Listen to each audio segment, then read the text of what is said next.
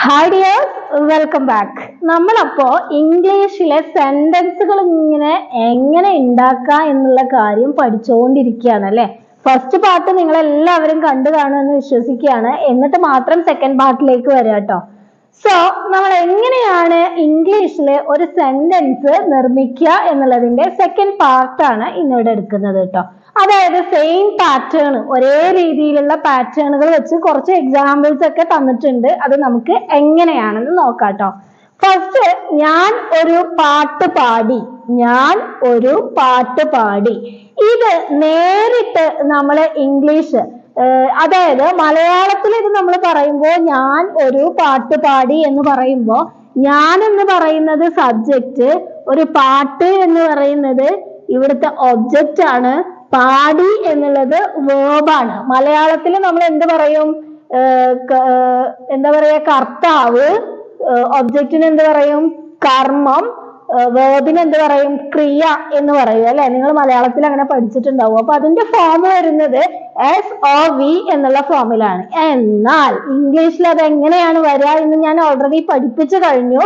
Subject ആദ്യം വരും, verb പിന്നെ വരും, ഒബ്ജക്റ്റ് അടുത്തത് വരും. അപ്പൊ ആ രീതിയിലേക്ക് നമുക്ക് ആദ്യം ഈ മലയാളം സെന്റൻസിനെ ഒന്ന് മാറ്റി നോക്കിയാലോ? നോക്കുക കേട്ടോ. ഫസ്റ്റ് സബ്ജക്റ്റ് എന്ന് പറയുമ്പോൾ ഞാൻ, പിന്നെ വരേണ്ടത് എന്താണ്? വേർബാണ് അല്ലെ. സോ പാടി എന്നുള്ളതാണ് വേർബ്. പിന്നെ വരുന്നത് ഒബ്ജക്റ്റ് ആണ്, ഒരു പാട്ട്. ഞാൻ പാടി ഒരു പാട്ട് എന്ന് വന്നതിന് ശേഷം ഇനി ഇതിനെ നേരിട്ട് ഇംഗ്ലീഷിലേക്ക് ഒന്ന് മാറ്റി നോക്കിയേ.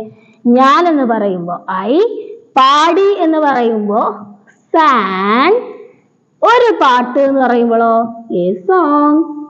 I sang a song. sing എന്ന് പറയുന്നതാണ്, പാടുക എന്നുള്ളതിന്റെ ഇംഗ്ലീഷ് എന്താണ്?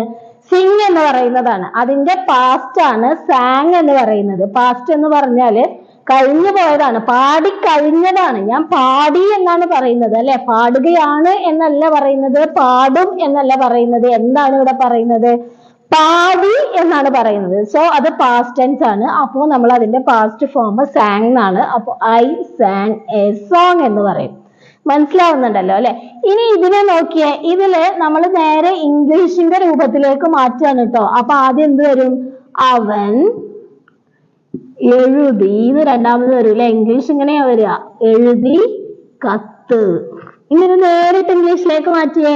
അവൻ എന്ന് പറയുമ്പോ ഹി, എഴുതി എന്ന് പറയുമ്പോ റോട്ട്, കത്ത് എന്ന് പറയുമ്പോ ലെറ്റർ. അപ്പൊ ഇംഗ്ലീഷ് എന്താ വരിക? He wrote letter. അവൻ കത്ത് എഴുതി എന്നുള്ള രൂപത്തിലേക്കായി.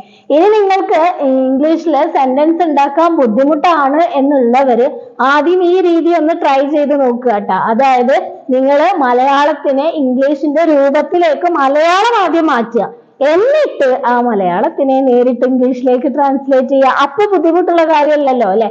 ഇനി അടുത്തൊരു എക്സാമ്പിൾ നോക്കിയേ. അവർ ക്രിക്കറ്റ് കളിച്ചു.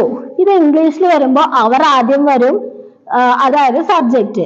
കളിച്ചു എന്നുള്ള വേർബ് രണ്ടാമത് വരും, ക്രിക്കറ്റ് എന്നുള്ള ഒബ്ജക്റ്റ് മൂന്നാമത് വരും. നമ്മൾ പറഞ്ഞു subject plus verb plus object എന്നുള്ള രീതിയിലാണ് ഇംഗ്ലീഷിലൊരു സെന്റൻസ് നമ്മൾ മേക്ക് ചെയ്യുക. സോ ഇവിടെ മലയാളം ആദ്യം മാറ്റാട്ടോ. അവർ കളിച്ചു. എന്താ കളിച്ചത്? ക്രിക്കറ്റ്. ഇനി ഇതിനെ നേരിട്ടൊന്ന് ഇംഗ്ലീഷിലേക്ക് ട്രാൻസ്ലേറ്റ് ചെയ്ത് നോക്കിയേ. അവർ എന്ന് പറയുമ്പോ ദേ, കളിച്ചു എന്ന് പറയുമ്പോ പ്ലേഡ്. പ്ലേന്റെ പാസ്റ്റ് ടെൻസ് ആണ് പ്ലേഡ്. ദേ പ്ലേഡ് ക്രിക്കറ്റ്. ഇത്രയുള്ള കാര്യം വെരി സിമ്പിൾ ആണ്. ഇനി അത്രയും ബുദ്ധിമുട്ടുന്ന ആളുകൾ നേരെ മലയാളത്തിനെ ഇംഗ്ലീഷിന്റെ രീതിയിലേക്ക് ആദ്യം മാറ്റുക, എന്നിട്ട് ആ മലയാളത്തിനെ നേരിട്ട് ഇംഗ്ലീഷിലേക്ക് അങ്ങോട്ട് ട്രാൻസ്ലേറ്റ് ചെയ്യുക. അപ്പോൾ ശരിയായിരിക്കും. ഓക്കെ, അപ്പൊ ഈ സെക്കൻഡ് പാർട്ട് എല്ലാവരും കണ്ട് മനസ്സിലായി കാണും എന്ന് വിചാരിക്കുന്നു. ഇതുപോലെയുള്ള കുറച്ച് എക്സാമ്പിൾസ് നിങ്ങൾ തന്നെ ക്രിയേറ്റ് ചെയ്തിട്ട് കമന്റ് ബോക്സിൽ ഇടുക കേട്ടോ. അപ്പോൾ thanks for watching. Have A nice day.